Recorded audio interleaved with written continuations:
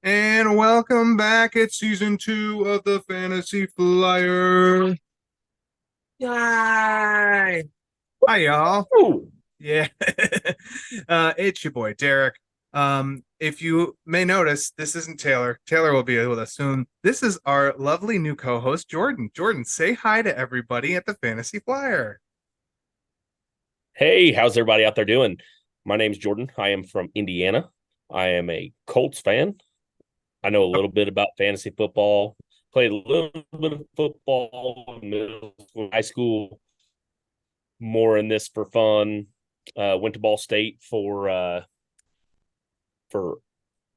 telecommunications and was going to go into sportscasting, but ended up going a different direction with my life. But here we are. Glad to be here and look forward to giving you guys some great content. You are a sad, strange little man, and you have my pity. Farewell. Congratulations. Jordan, he's now going to get a taste of the full soundboard because it's back. I'm not taking that away. It is season 2 of the Fantasy Flyer. It is like, I don't know, season 20 something of fantasy football and a lot more seasons of the NFL.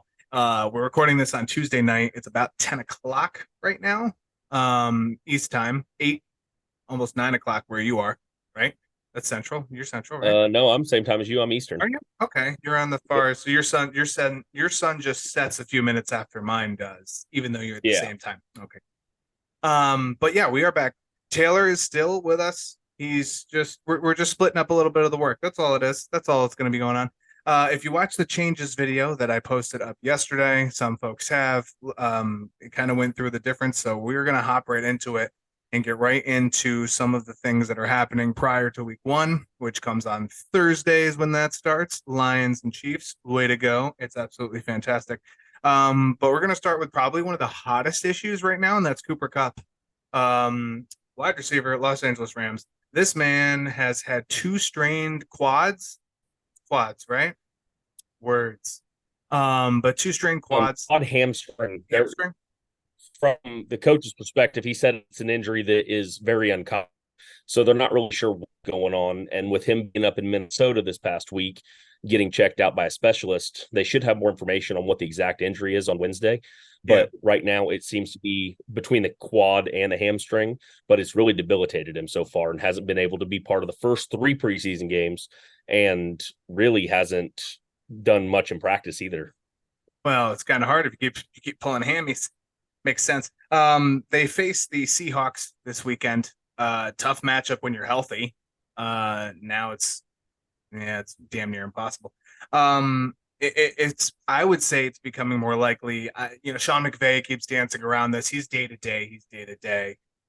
Is he day to day? You can say that. I think that's just part of his game plan because he wants to cover up that Cooper's not going to play. Yeah, and he wants to leave the other team guessing until the last second. Makes sense. Assuming he's out, and this is a real stretch, I guess the next thing who do you look to in this offense? Because I already had the Seahawks at 7 or 8 point favorites in this game with Cooper Kupp. Without Cooper Kupp, I have to put him at 10 or 11 as a favorite. I mean, Ben Skoranek and Van Jefferson, like Tyler Higbee. I just don't see any specific person. I think that they're going to spread the ball around because they don't have a true number 1. And not wrong. Cooper moves around everywhere, but that's the big thing about their offense is that their wide receivers move from the slot to wide receiver 1, 2. They move them around a lot. So I think it's going to give the rookies and just every single person an opportunity to shine. But ultimately, it's going to rely on the offensive line to give them enough time to find those new guys because they don't have the speed of Cooper Kupp. Yeah, or the agility. He's different. I mean, it's just different. And you could assume that he would have Tariq Woolen on him. You're not gonna put Witherspoon, who I believe was going to play this week. You're not gonna put the rookie on him. So it probably would have been Woolen. And now, as far as pass defense goes, you have to give everything in this game. That was the one up for the Rams, and they're no longer looking at that. You said spread the ball around. Are you any higher on someone who's going to have to handle the ball more and was already in the game plan, i.e. Cam Akers going into this? I think the big thing is going to be if they want to be successful this week without Cooper Kupp, they have to have a run game. They have to be able to run the ball to set up the play action. If they don't, they're out on an island. It's not even going to be close if they can't get a run game started.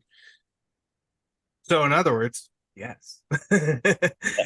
Cam Akers is probably the only somewhat interesting beneficiary of this, and he's not even a direct beneficiary because, like you said, I think you're right. It's a setting up play action. I think he's gonna bring a lot of value to the fantasy side because I think he was a lower pick in a lot of people's drafts if they were going to take him, and with Cooper Kupp being out, I think he's going to have to handle the ball. He's going to have more carries, and I think that could lead to more yards if they can get it going.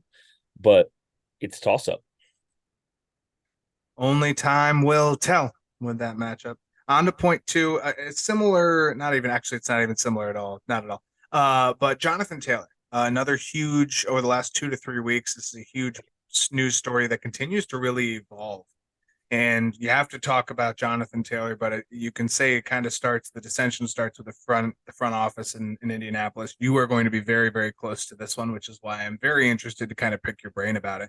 A lot of differing opinions say that Jim Irsay continues to kind of quote unquote poke the bear. Jonathan Taylor wants, it seems, an extension out of this, and it's from all indications the Colts have basically said, we'd rather transport a whale. So first question, is there a sun over the horizon? Is there any way of fixing this from what you've heard or from you being especially more local than me over here in lowly little New York? Is there any bright side to this? And do you see an end where that Jonathan Taylor is in a Colts uniform in 2024? To answer the first question there about him being in a Colts uniform next year, absolutely not. I don't believe that the front office here in Indy has treated him the way he should have been treated. In the past, we've treated the quarterback position and the running back position with very high value. And Edgerrin James, when Marshall Faulk played for us a while back, just a lot of good running backs we have retained at whatever price we needed to, along with the quarterback position. I don't know why they want to get away from that model. It has worked in the past. But I don't see Irsay's long game here. I don't understand why you wouldn't want to keep one of the biggest names in football running the ball on your team. It just makes absolutely zero sense to me. To go on to the second point here, I don't see an immediate plan. I don't understand what they're going to do because their plan going into the season was to be run heavy and use the play action to really free up this rookie quarterback's time and to be able to hit targets that are B and C receivers. We don't have the greatest receiving core, but I mean, Michael Pittman's okay. I think he's going to thrive if they can get the offensive line to block long enough for them to get the ball to him. But I don't see anything huge coming out of it this week without Jonathan Taylor there, because I think they've had to scramble with this at the last minute. So I think it's a wait and see. If you have Michael Pittman on your fantasy roster, honestly, I would sit him this week. There's no telling how this rookie quarterback is going to do under the system, and there's no way to tell if they're going to use their 2, 3, and 4 backs and try to do what they were going to do with Jonathan Taylor and fail. and not be able to get the play action going to get it to Pittman. But I think they're going to utilize our tight ends more on quick passes to get the ball out of his hands as quickly as possible. I think it's smart for them to game plan for that with a rookie quarterback. To respond to your Michael Pittman, and I think we talked about this earlier in the chat, is there probably shouldn't have been a lot of people in these first 4 weeks who were going to be incredibly high on Michael Pittman. I think this is the throw it against the wall and see if it sticks. And if it doesn't stick now, it's gonna stick later. With Anthony Richardson, I don't see a better option for them in the next 2 years, to be honest. They're not going to be a bottom 5 team this year, which is good for them because they probably should have been last year and weren't. But they are making right moves, and I don't quite, again, to follow up your first point, I don't quite understand getting rid of Jonathan Taylor. Real quick, any landing spots for you for him that makes sense? Because for me, I can't pick an easy one that it doesn't like step on somebody's toes. Maybe not necessarily from a fantasy aspect, but from a team that already has a solid running back. This is probably why they couldn't find many trade partners when it started, and when they said go find one. He had 3 offers, and I know Miami was one of them, and they offered to make him the highest paid player in the league. But they couldn't. The Colts were asking ridiculous things out of everybody because Jalen Waddle. There was no plan to trade him. They told him go out and try to find it, but they knew they weren't going to get what they wanted regardless. Right. So they just threw out wild things so that they could say, "Oops, we tried."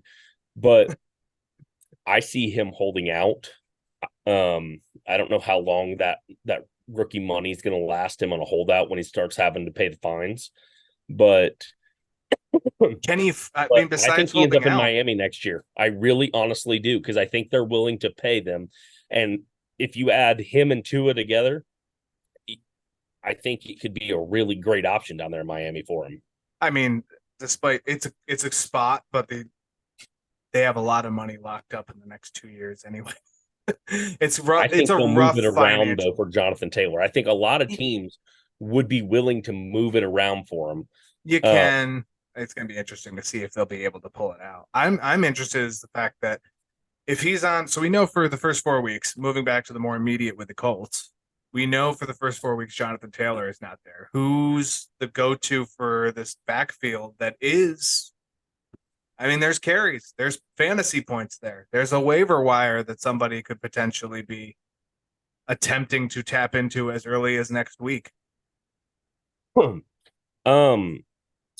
Honestly, I don't think there's much prospect in this for another running back to be that great, but I think Zach Moss is going to get a lot more carries than expected this week.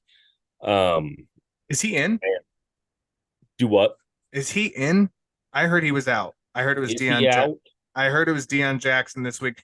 Zach Moss is my sneaky one. I picked him up, I believe, in our league because I know everybody's going to be looking when he comes back week 2. And Evan Hull and Deion Jackson are currently like the back and forth, and everybody's sleeping on the guy who will realistically, assuming that, and I agree with you, Taylor isn't there, and Taylor won't be there. The next name on that block is Zach Moss until you can find. I mean, unless you go out and you pay a Kareem Hunt or a Leonard Fournette, who's still free agents, and I don't see them doing that, because if they're not going to spend the money on Jonathan Taylor, then why do it on someone who's 30 somewhere else? Yeah, well, why are you going to do it on somebody who's 30? Yeah, both of them are on the brink of 30. Previously, the Colts used to run a lot of 2 backs in the backfield, but not with a fullback. So 2 halfbacks in the shotgun or in the pistol. And I think that's going to give Zach Moss some touches in the future. He should be the number one. If Taylor is not there, he should be the number one. Evan Hull doesn't have what it takes, I don't think. He doesn't have the endurance and the fortitude to be a 3-down back. And I don't expect him to play a lot on third down because I don't think that he's going to be able to get the push even behind that offensive line because he's not that guy. He's a good backup to give an A running back a break. But giving him the ball for 20, 30 carries a game, non-existent. No, for me, it's Moss at like probably 60% snap. And the rest is mostly Deion Jackson. Yeah, I would use Moss Jackson had 1, good 2 games down, last year. Deion Jackson on third down. Yeah. And the interesting thing in like the fantasy league that we're doing for idiots for underdogs for free beer and hot wings. Shout out free beer hot wings. We've made it to where first downs, if you're the running back that carries for a first down, you get an extra bonus point. Yep. So in our league, you're able to have a third down back and that can get you continuous points without having to have a ton of yards. I think Deion Jackson can be that in our league and other leagues that provide that first down point.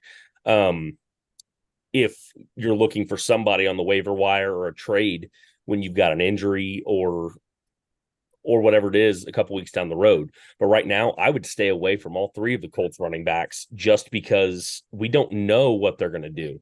So here's my counter, and this is going to be the wrap up because we're going to move on to our next topic after this. There are so many committees, and we're going to talk about this in another video coming up in probably the end of the week, somewhere around there. But there's the running back contract situation, and it directly ties into the Jonathan Taylor situation. Is that there are running backs all over the place who are not getting contracts.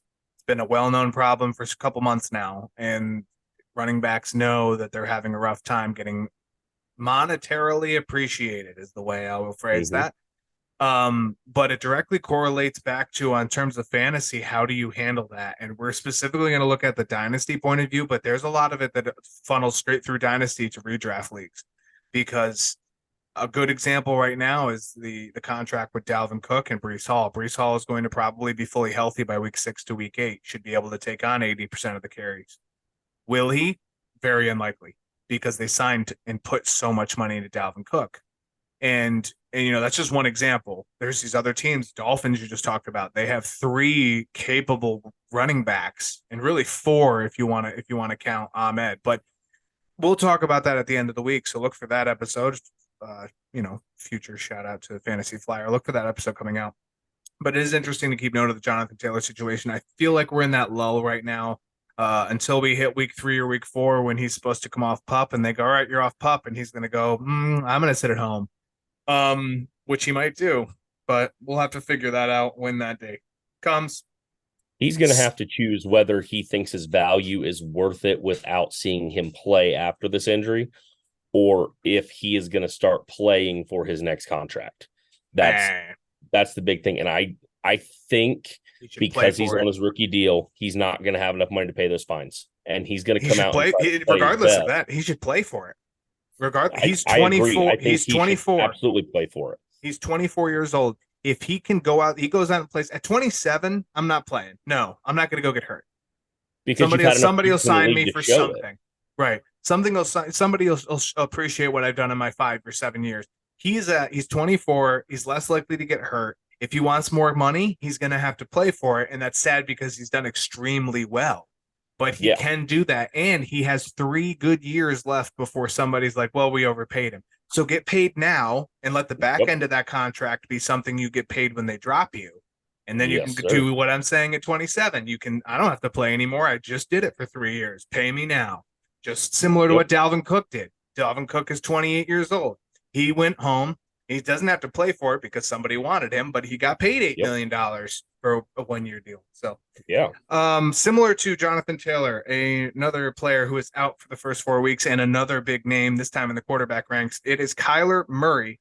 Was placed in the PUP list. He, coming off a torn ACL in week 14 against the Patriots last year, is going to sit until at least week 5. There was a lot of speculation a couple of days ago over the weekend about the Cardinals not going to push the issue, going to let him sit the entire year because he has injury guarantees that lock in the spring of 2024.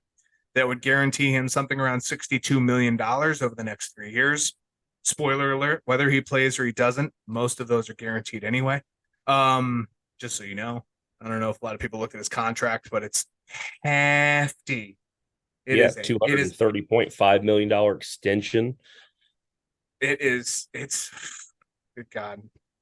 Mamma mia. It's a lot. So he was he was placed on the pup list. All this started to go, are they ever going to play him? Are they even going to play him? I have him on my dynasty league, our 53-man dynasty league with Taylor. I went and traded for him, and he's on my injured list. And I was like, okay, I kind of got to save my salary cap for him because he's a pretty hefty contract. And I was back and forth on whether he's going to play, and I don't think he's going to play. And then today, Tuesday, Jonathan Gannon, the head coach of the Cardinals, came out and named him as a captain, which is generally something you do when somebody is going to be leading you on the field. So also his comment directly after, and I will paraphrase, was something along the lines of, he's our franchise quarterback, he's the leader, and he shows the qualities we like. So those things kind of make it seem like he's going to play. When healthy, Kyler Murray's probably a top 10 fantasy quarterback in most leagues. On a scale of 1 to 10, what's the waiver importance for you for a team that does not have a deep bench or a quality starting quarterback? I think he is, assuming he plays week 5, which I don't know if he will. I think he's going to be. I honestly think they'll try to have him back. Maybe not week 5, probably more like, I think they're going to bring him back after the bye, to be honest, because which is week 8, 9. I think it's either 8 or 9. Because they know they're not going to be competitive this year. And I think they want to go after that number 1 pick. I think that could really, really help them. And they don't want to pressure him because they know that he is their long-term solution to all of their problems. Yeah. If they truly believe that he is their franchise quarterback for the foreseeable future, then I think they hold him out and let him play after the bye.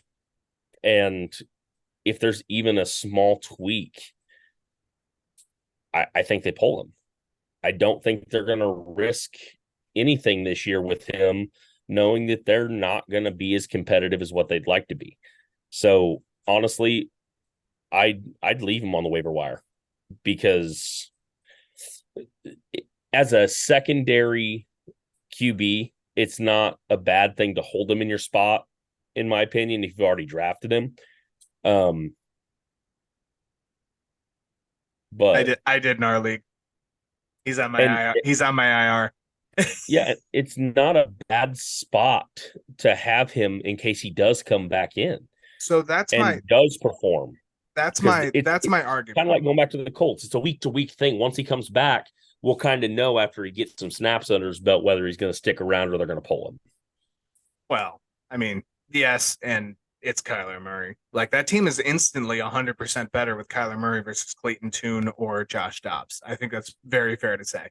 I think James Conner becomes more valuable with Kyler Murray on the field. It's not a secret that Hollywood Brown and Rondell Moore become better, and Trey McBride, who is a second-year tight end and is about to bloom, they all become better with Kyler Murray on the field.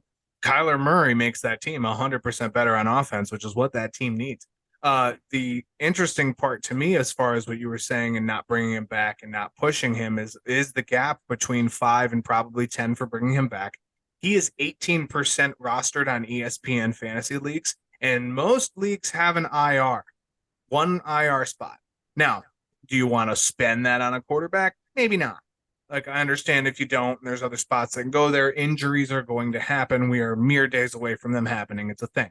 I am just merely suggesting, if you have a Geno Smith, if you have a Derek Carr, if you have a Russell Wilson, if you have a Daniel Jones, if you have somebody who is definitely not in a top 15 spot, if you are in a deep league, and I'm talking probably anything more than 12, and you have any of those quarterbacks, especially if you have 14 or 16 teams, and you have any of the quarterbacks I listed, and he's there, get him. Because it's going to matter when, right near the end of the season, and possibly into the fantasy playoffs. There is an outside shot, given the way injuries fall, that the Cardinals may be within striking distance in week 10 or week 11.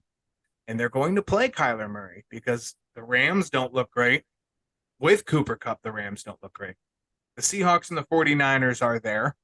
But between the Seahawks, the 49ers, the Giants, and the Cowboys, who are probably 4 strong contenders for a wild card, how many of them will it takes 1 or 2 injuries and the team is all of a sudden looking very 500-ish?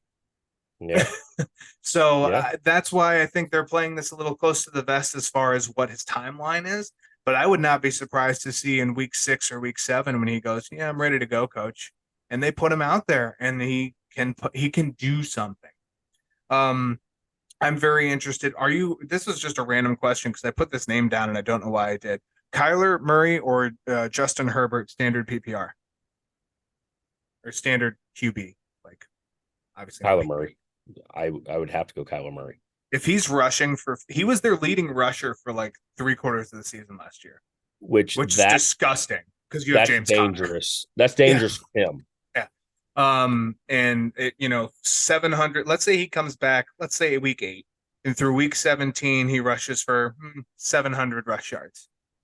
That's not going to make the difference with Justin Herbert versus Justin Herbert. That's huge. That's 70 fantasy points. It's almost 10 points a week. So I agree with you there, even though I like Justin Herbert a lot this year. And then finally, this will be our last point for the evening. It is time for our some fantasy picks. It is a mini start sit for Thursday night. A lot of news came out today that was quite grande. It was large, very large. Travis Kelce hyperextended his knee. If you're watching this, you already know that. There's been no news as of now, 10:20 p.m. Eastern. So basically, if I'm going under the assumption Travis Kelce doesn't play, 2 reasons. 1, it's really close to Thursday. Like, they should be flying to Detroit tomorrow. Are they playing in Detroit or are they at home? I think they're at home. They've got to be at home. That would make sense. They are the Super Bowl champions. Okay, so they're not flying to Detroit tomorrow. Okay, so with that being said, scratch point 1 to rehabilitate. Scratch point 1. That's not. The other thing is, why would you risk a 33-year-old, soon to be 34, I believe, Travis Kelce, who has been your best receiver for the whole season, putting him out there against the Lions for week 1? Doesn't make sense to me. Can you think of any reason why it makes no sense? It would make 0 sense to me. So they gain nothing by losing him. They lose much more by losing him. Yep. And so him not playing in week 1, they've got enough weapons. Patrick Mahomes in and of himself is a huge weapon, obviously, but they've got enough talent to spread the ball around, do what they got to do. But the big question is going to is the culture change. Are they going to be able to keep up with the Lions culture change? Is it a hoax or is it real? I think it's real. And I think they're not going to win, but they're going to show us that they're capable of at least a wild card spot. You're talking about the Lions? The Lions defense. Yeah. That's what I'm interested in seeing, is how much more improved is the Lions defense here. They have a lot of youth. They have a lot of potential there.